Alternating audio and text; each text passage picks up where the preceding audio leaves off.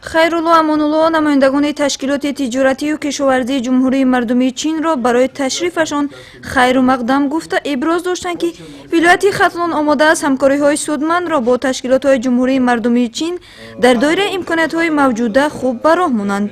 зимни вохӯрӣ дарж карда шуд ки имрӯз сармаёгузорони ташкилотҳои тиҷоратию кишоварзии ҷумҳурии мардумии чин ҳадаф доранд ҳамкориро дар самти кишоварзӣ аз ҷумла парвариши тухмиҳои зироатҳои гуногун дар вилояти хатлон ба роҳ монанд.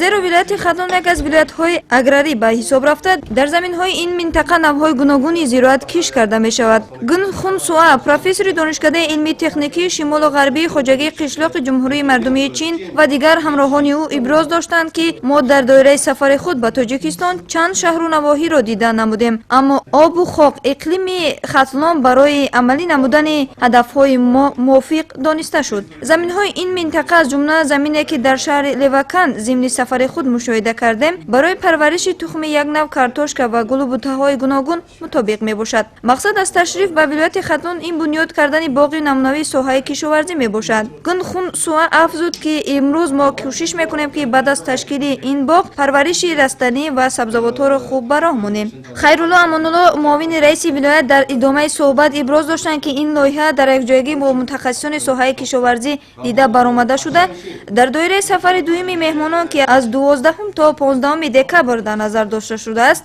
мавриди баррасӣ қарор хоҳад гирифт. Адолати Маҳмадалӣ, Бохтар, Ахбор.